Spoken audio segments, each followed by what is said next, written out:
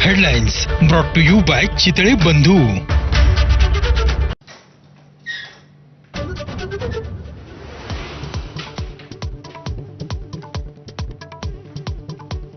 ठाकरे बंधूंचे दोन वेगवेगळे मोर्चे एकाच दिवशी काढण्यासाठी प्रयत्न. मनसे आणि ठाकरेंच्या शिवसेनेकडून हालचाली. मोर्चात ठाकरे बंधू एकत्र दिसणार का याची उत्सुकता.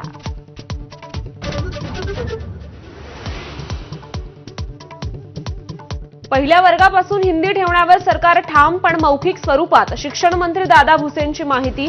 पहिली आणि दुसरीला हिंदीचा अभ्यासक्रम नसेल आणि परीक्षाही नसेल, असंही स्पष्टीकरण.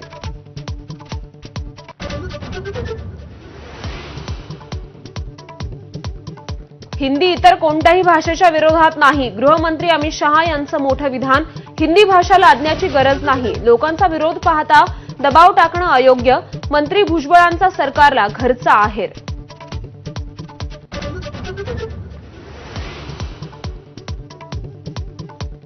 हिंदी मराठी भाषेचा वाद निवळणार. मराठीला अभिजात भाषेचा दर्जा मोदींमुळेच. हा संदेश तळागाळात पोहोचवणार. भाजपच्या कोअर कमिटीच्या बैठकीत रणनीती ठरली.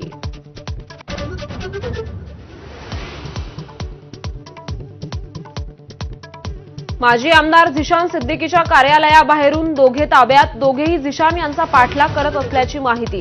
पोलिसांना काहीही संशयास्पद आढळलं नसल्याची माहिती.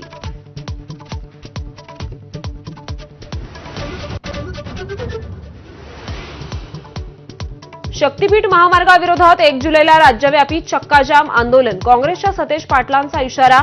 धाराशिवमध्ये शेतकरी आंदोलनानंतर महामार्गाची मोजणी प्रक्रिया थांबवली.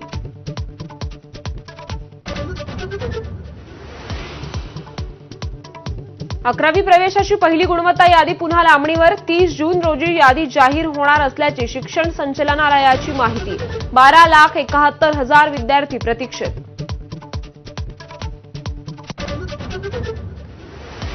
विदर्भात अनेक भागात पूरस्थिती. वाशिम, वर्धा, अकोला, यवतमाळ आणि बुलढाणा जिल्ह्यांना पावसानं झोडपलं. वर्धा आणि यवतमाळमध्ये वीज पडून 3घांचा मृत्यू.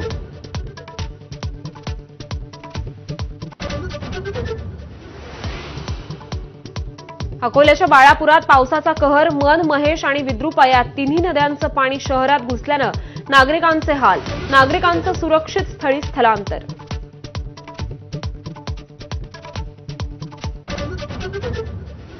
बुलढाण्यात पावसाच्या पाण्यानं समृद्धी इंटरचेंज महामार्ग ठप्प. कांचनगंगा नदीला पूर आल्यानं पाणी रस्त्यावर. वाहन चालकांना मोठा फटका.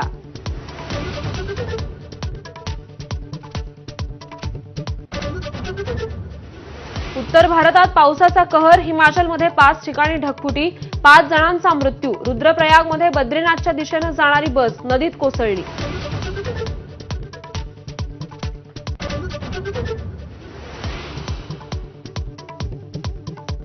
बारामतीच्या काटेवाडीत तुकोबांच्या पालखीचं मेंढ्यांचं गोल रिंगण. सध्या सणसरमध्ये मुक्काम, तर माऊलींच्या पालखीचं दुपारी 2 वाजता चांदोबाच्या लिंबमध्ये उभं रिंगण.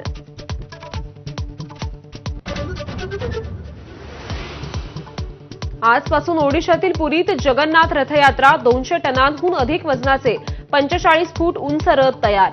जगभरातून असंख्य भाविक दाखल.